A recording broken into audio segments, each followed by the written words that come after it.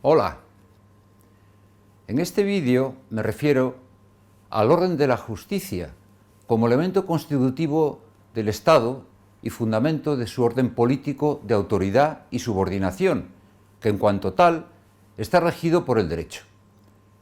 La autoridad produce orden, pero el orden sin justicia es terrible. Recordemos la conocida anécdota presentada por San Agustín en el capítulo 4 de De Civitate Dei, que narra un diálogo de Alejandro Magno con un pirata apresado, en el que se dice: remota justitia, quid sum regna nisi magna latrocinia, excluida la justicia, ¿qué son los reinos sino una banda de ladrones? ¿Pero qué es la justicia? Comenzaré diciendo que es el principio que alienta un orden específico, el orden jurídico, que no se identifica con el orden de la autoridad política, sino que lo fundamenta y lo abarca. Y por lo tanto, el orden de autoridad ha de insertarse en él. El orden jurídico supera a todo orden político históricamente determinado, y así lo refleja el ejemplo clásico del derecho romano, en el que se inspiran numerosas instituciones jurídicas vigentes en la actualidad, muy distantes en el tiempo del suelo nutricio en el que dicho derecho se generó. Es evidente que la efectividad de la justicia es variable en uno u otro país, en una u otra época, pero en cuanto principio no admite un vacío en el ámbito de la existencia social. En él se fundamenta el derecho como instancia de legitimación del poder. En relación con el contenido genérico del principio de justicia, en él se incluyen las siguientes exigencias. Primero, la consideración como personas de todos los individuos que integran el orden político-social. Segundo, la igualdad de todas las personas por su condición de ser personas. Y tercero, la relación entre personas y bienes, lo cual implica el reconocimiento de un orden de la propiedad. En relación con la primera de las exigencias, en un orden fundamentado por la justicia, el hombre o la mujer se presentan en su individualidad como una persona concebida en su mayor abstracción, separada de sus cualidades naturales, de las vinculaciones que pueda tener y de las agrupaciones a las que pertenezca. Frente a su consideración como una mera cifra, reflejada en un número según la cantidad, al modo propio de las estadísticas de población o de los estudios demográficos, el principio de justicia reconoce la personalidad de cada uno en su singular e irreductible individualidad, con su propio nombre, que sólo él o ella tiene, y en cuanto tal, se le reconoce como sujeto de derechos y deberes correlativos. Usando una analogía, se podría decir que la supuesta madre de Pedro y Andrés no tiene dos hijos, sino que ha tenido 2 veces uno, pues cada hijo es único, tanto si los identifica por sus distintas cualidades, como en el caso de que sean gemelos univitelinos prácticamente idénticos, pues en cualquier caso se relaciona diferenciadamente con ellos en cuanto mantiene una relación personal con cada uno en orden a su educación.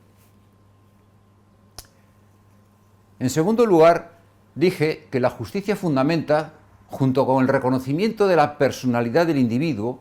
la igualdad de todas las personas por ser personas. Ello supone la fina distinción que se acaba de hacer entre lo que es peculiar de cada uno, es decir, las circunstancias en las que se desenvuelve cada vida, como hombre o mujer, adulto o niño, de una raza o una religión, de una comunidad lingüística, como comerciante, empresario, agricultor, ingeniero, empleado, militar, etc., y su peculiaridad, que lo distingue de cualquier otro y que alude a su exclusiva personalidad por la que tiene un nombre que es suyo propio. En este nivel de la personalidad, cada uno es igual a cualquier otro, y sin embargo, no puede ponerse en su lugar, en lo relativo a lo que es peculiar suyo, y por lo que se le identifica. Por ejemplo, Pedro, que es militar, y Carmen, médico de familia, los dos son iguales ante la ley, pero ninguno puede suplantar al otro en su forma de vivir y los consecuentes derechos y deberes que tiene. Consecuentemente, la igualdad que la justicia reclama no exige la igualación de lo que viene determinado por la naturaleza, las circunstancias de vida y el destino de cada uno. Ello no solo no es posible, sino que atentaría contra el pluralismo que ha de considerarse un valor social. La igualdad que la justicia requiere es la igualdad referida al estatus jurídico,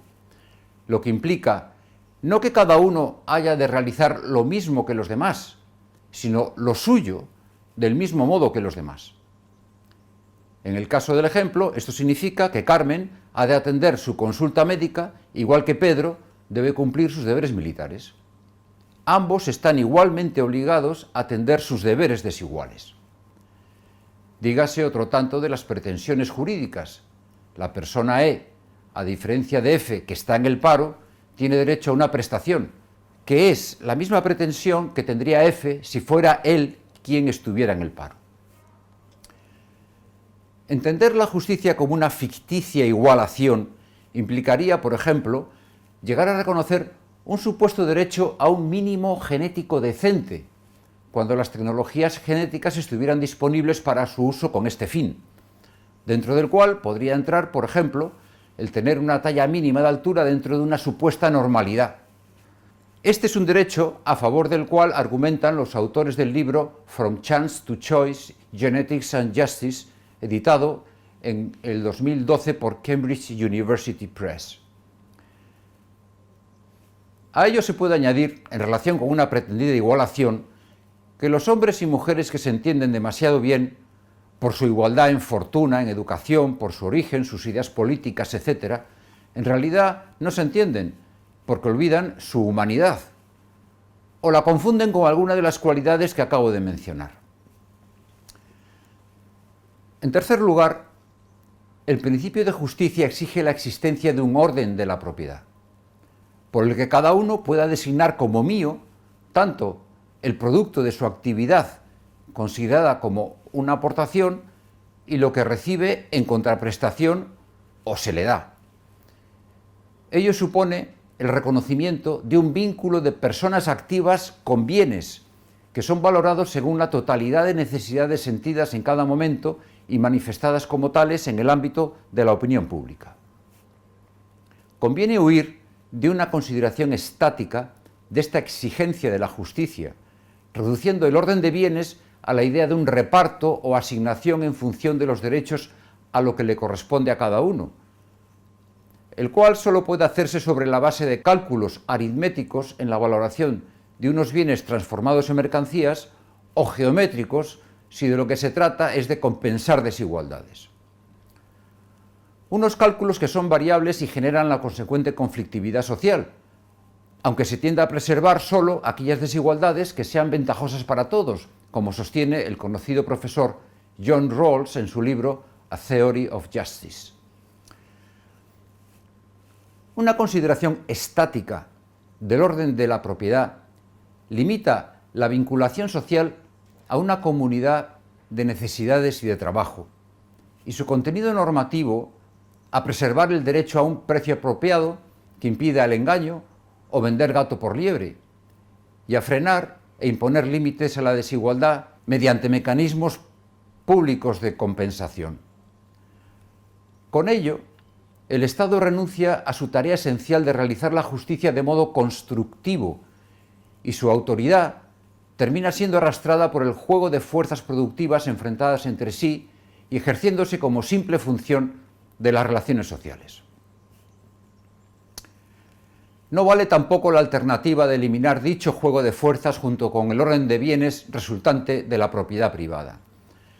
Con posiciones totalitaristas que junto con la propiedad eliminan la competencia y presentan al Estado como empresario universal. Solo de un modo muy incompleto pueden sustituirse la creatividad y el esfuerzo de la iniciativa privada por un sistema de premios, lo que requiere el mantenimiento de una gigantesca burocracia que frena la economía en cuanto se nutre de ella y con lo que se tiende a la paralización social. La responsabilidad de erigir un orden de justicia en toda su integridad exige ir más allá de la estricta esfera de la producción y del intercambio de bienes, y devolver al concepto de persona su contenido original, pues la iniciativa de recibir y ganar que se manifiesta en los trueques o reclamando al Estado igualación en paralelo a la reivindicación de derechos no es lo primario que alienta el intercambio y a los agentes del mercado en cuanto estos son personas. Frente a las tesis keynesianas favorables a incentivar el consumo para promover la oferta y la inversión, no son las expectativas de ganancia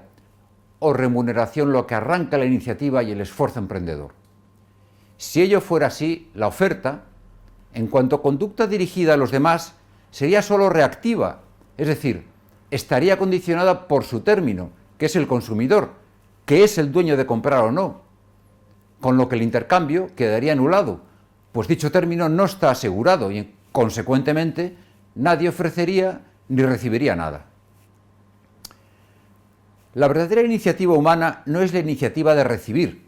sino la iniciativa de dar, que está en línea con la original personalidad de cada uno y su potencial creatividad, lo que lleva a la realización personal. Por ello, el progreso económico sigue la dirección que marcan los incentivos a la producción, no al consumo, que es la que puede alentar un conectivo vigoroso entre los agentes especializados y la división del trabajo, dinamizando así los mercados, como ya sostuvo Juan Bautista Say a mediados del siglo XIX. Consecuentemente, si la iniciativa que promueve y refuerza la colaboración es una iniciativa donante, la cooperación no estriba únicamente en un intercambio regido por el egoísmo enfocado en ganancias, con el que el mercado se convierte en un juego de suma cero en el que para que unos ganen otros tienen que perder, sino que se abre un vector temporal de progreso en el que todos ganan, orientado por lo que se suele denominar el bien común, y que da valor al principio, convertido en moneda corriente desde Aristóteles, de que el bien ha de ser hecho por el bien mismo. Desde esta perspectiva, la justicia más profunda no es la denominada conmutativa, paralizada por cálculos aritméticos teñidos de una actitud reivindicativa, ni cálculos sobre repartos de bienes para compensar desigualdades, sino la justicia distributiva basada en la iniciativa dinámica de dar y ofrecer, que se arraiga en el núcleo de la persona y que asume el riesgo de que su iniciativa renazca en quienes la reciben en la misma línea de su gratuidad. Cumplir la propia tarea como un deber es la forma más básica de justicia y primaria respecto al afán de remuneración, pues el hombre y la mujer están hechos para dar más que para recibir. En correspondencia con ello, el habitual lenguaje reivindicativo de derechos que considera solo el aspecto pasivo en su relación con los deberes, conduce al equívoco de exigir al Estado libertades, seguridad, igualdad, oscureciendo con ello el hondo sentido de la justicia. Porque conviene preguntarse, ¿quién lo puede garantizar? Y la respuesta es, en cualquier caso, nosotros mismos, ya que nosotros somos el Estado. Solo nosotros, por medio de nuestra diferente capacidad y disponibilidad, podemos crear situaciones que dan contenido a cualquier garantía que se manifieste en el reconocimiento de derechos. La mentalidad que orienta la acción más al recibir que a la gratuidad propia del dar es refractaria al sentido profundo de la justicia y es extraña a la esencia de la comunidad política, en cuanto manifiesta la mentalidad de un súbdito en situación de latente rebelión. Es evidente que la vida de una comunidad política, supuestamente alentada por la iniciativa y la participación de quienes la integran, no se corresponde con los tiempos de fiesta, en el que se vive una situación de riqueza compartida y en el que cada invitado es reconocido en su singularidad, a la vez que alegremente contribuye con su participación a la felicidad común. Porque una comunidad política no está integrada por invitados, que participan o no en ella según su agrado, como ocurre en las fiestas, sino por subordinados, necesariamente insertados en un orden de autoridad. Sin embargo, como ya se dijo, un ciudadano responsable sabe que el Estado, en palabras de Kant, no es un experto en corazones que escudriñe hasta lo más íntimo de las convicciones de cada uno y pueda lograr que cada uno reciba lo que sus obras merecen, como exige toda vida social. Y sabe también que ni siquiera la mejor de las polis es perfectamente justa, como suele ocurrir con las fiestas, en las que todos participan felizmente y reciben la diversión que esperan. Consecuentemente, el ciudadano con una conciencia política madura acepta que el orden jurídico-político, como contrapuesto a uno despótico, lleve de forma solo borrosa las huellas de la justicia y sabe que le merece la pena vivir subordinado a él, contribuyendo a consolidarlo antes que en lo que hay detrás de él, que no es otra cosa que la anarquía y la violencia. Y por ello puede mantener una disposición como la de Catón, quien, manteniendo su lealtad a Pompeyo, pese a su derrota frente a César en la batalla de Farsalia, proclamó: Victris causa diis placuit, sed victa Catoni. Que la causa vencedora sea del agrado de los dioses no quiere decir que sea de mi personal agrado. Con su pretensión de establecer un orden de justicia, aunque siempre deficiente en su realización, el poder político puede mantener la pretensión de ser obedecido por sus ciudadanos y con ello preservar la paz social. Hasta aquí me he referido al contenido genérico del principio de justicia, como un orden constructivo de bienes fundado en la dinámica entre libertad e igualdad como fundamento de un orden jurídico. Pero aún queda aludir a los criterios específicos según los cuales se han de diferenciar los derechos y deberes de las personas. Sobre la base de su igualdad jurídica como personas, el sentido constructivo de la justicia distributiva ha de ocupar el primer plano respecto a la igualdad aritmética propia de la conmutativa, lo cual implica tres momentos diferenciadores de los derechos y deberes que remiten a la necesidad, a la capacidad y a la dignidad de las personas, según las circunstancias de vida de cada una. El momento diferenciador de la necesidad se refiere a la determinación de un mínimo general de dotación de medios de vida, determinado en parte por la naturaleza humana, con sus diferencias individuales, y en parte por las peculiares circunstancias y concepciones de vida. Quien esté por debajo de ese mínimo se considera pobre o necesitado. Un orden de autoridad puede devenir, sin detrimento de la justicia, en una comunidad de gente más rica y gente más pobre,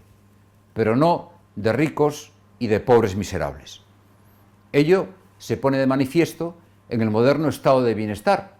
en el que la necesidad es reconocida como elemento fundamental del principio de justicia, si bien frecuentemente es realizado con una vergonzosa insuficiencia. El momento diferenciador de la capacidad afecta al aspecto activo de la relación entre el individuo y la comunidad y enuncia que todos deben de aportar lo mismo, cada uno según sus posibilidades y capacidad. Como en el criterio anterior, la igualdad de las personas vuelve a exigir desigualdad en los derechos y deberes. Pero aquí no para erradicar la miseria, sino debido a la desigualdad en las posibilidades funcionales de cada uno. Así, la comunidad política constituye un conjunto ordenado de individuos en razón de sus capacidades y actuaciones, como manifestación de un ajustamiento de libertades regido por la igualdad. La dignidad, como tercer momento diferenciador de los derechos y deberes, alude a lo que cada uno merece según su aportación a la productividad social y a lo que de él o de ella se espera. De ello deriva el principio jurídico romano del suum cuique, a cada uno lo suyo, que quiere decir a cada uno según sus méritos. En la comprensión de la justicia se reitera así la desigualdad como base de la igualdad, pues todos tienen la misma pretensión de ser valorados conforme a su dignidad en cuanto son personas, pero ello implica desigualdad en el reconocimiento de las pretensiones de cada uno, tanto respecto de su cantidad y alcance como de su legitimidad, pues éstas han de corresponderse con el mérito correspondiente. Termino aquí este vídeo y me despido hasta el siguiente, en el que me referiré al derecho positivo que constituye el paso de la voluntad de justicia que ha de inspirar el ejercicio del poder a su desenvolvimiento en un conjunto de reglas, mandatos y prohibiciones declarado públicamente como tal, con el que se genera el ordenamiento jurídico. Hasta entonces, adiós.